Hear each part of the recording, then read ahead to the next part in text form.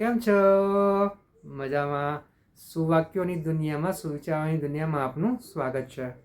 આજનો સુવિચાર છે શાણપણ. મહાન કવિઓમાંના એક એવા શ્રી રૂમી સાહેબે શાણપણ વિશે બહુ સરસ સુવાક્ય લખ્યું છે. શાણપણ. ગઈકાલે હું હોશિયાર હતો, માટે દુનિયાને બદલવાનો પ્રયાસ કરતો હતો, પરંતુ આજે હું શાણો છું. હું મારી જાતને જ બદલવાનો પ્રયાસ કરી રહ્યો છું. મારા વહાલા મિત્રો, વાત ખૂબ જ સરળ છે, ખૂબ જ સીધી છે.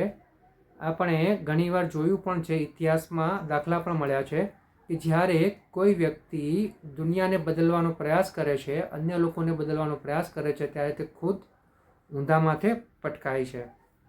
પરંતુ જ્યારે તે જ પ્રયોગો પોતાની ઉપર કરે છે, સૌથી પહેલાં પોતાને બદલવાનો પ્રયાસ કરે છે, પોતે સમજે છે કે સારું અને સાચું શું છે, તે સમજીને તેની ઉપર કામ કરે છે, અને જ્યારે તે તેના કામમાં સફળ થાય છે ત્યારે તે પોતાની જાતને તો બદલી જ નાખે છે, સાથે સાથે અન્ય લોકો પણ આ વ્યક્તિની પાછળ પડે છે, આ વ્યક્તિને ફોલો કરે છે, અને ધીરે ધીરે આ દુનિયા પણ બદલવા તૈયાર થઈ જાય છે. માટે અહીંયા હેતુ એવો જ છે કે આપણે પોતાની જાતને બદલવાનો પ્રયાસ કરવાનો છે, નહીં કે અન્ય લોકોને, નહીં કે દુનિયાને. અને જે વ્યક્તિ આવી રીતે પોતાને બદલવાનો પ્રયાસ કરે છે, તે વ્યક્તિ હોશિયારમાંથી મટીને શાણો બની જાય છે. અને જે વ્યક્તિ આવું શાણો બની શકે છે, તેને જ સાચું શાણપણ કહી શકાય છે.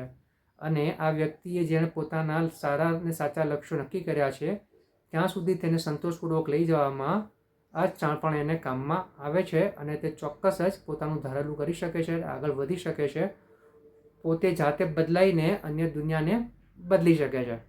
Thank you.